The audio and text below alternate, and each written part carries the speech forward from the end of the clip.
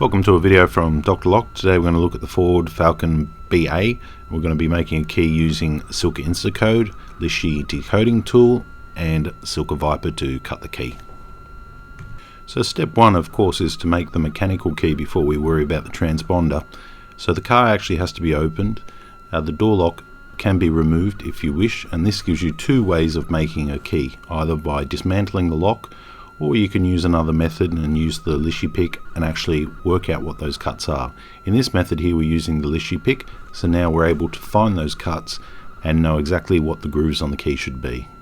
Once we've determined what the actual cut of the mechanical key blade should be, in Australia we use Instacode, and Instacode is a great program because it allows you to find missing cuts or find ranges, all types of key codes. It's a key code database.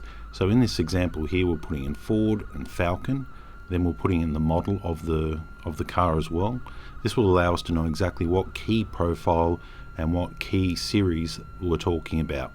From there we can enter in the cuts that we do have and find any missing cuts, or what we can do is we can identify the key number.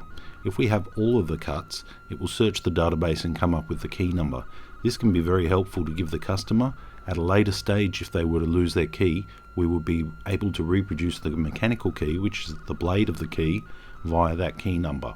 So on an older car, it is worth giving to the customer, and it is worth storing in your phone, because it will save a lot of time. And right now we're just going through putting in the cuts to actually find that. And if we find it's not in the database, perhaps some of the codes that or some of the cuts and the depths that we've decoded with the Lishi pick, we might have read wrongly. So we have to keep going until we find the exact one that is in the database, because if it's not in the database, there's a reason for it, that possibly some of the depths that we found on that key are incorrect. So now we've found the correct key. It's going to be over to the Silca Triax, I believe it is in this example, and we're going to cut that key to that shape.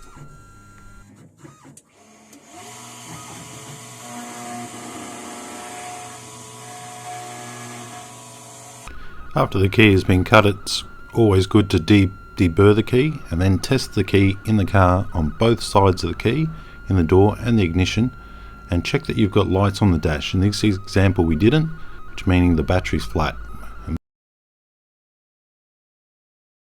Okay, so we were unable to do the programming and show that on camera. We did the programming, but we weren't able to show it on the camera because the customer was there. So just to round it up, we used the Silca Smart Pro for that one there. The programming is fairly straightforward. It will walk you straight through. Some of the biggest pitfalls with this type of car is, as we've listed here, you start off with an ID60, and once it's programmed, it's an ID62. You must have good voltage, good battery voltage. You can't just do a simple jump start across to it. That's not going to allow you to program it. So make sure your battery's good. Also allow about a 35-second warm-up before you start to program. That's important. When you do go into programming mode, keep all the doors closed, otherwise it might fail. And here's a funny one, you've got to check all the internal lights, because a blown fuse or a blown light bulb inside the car, an interior light, can actually stop the programming. I haven't had that problem yet, but it is listed as one of the things to check.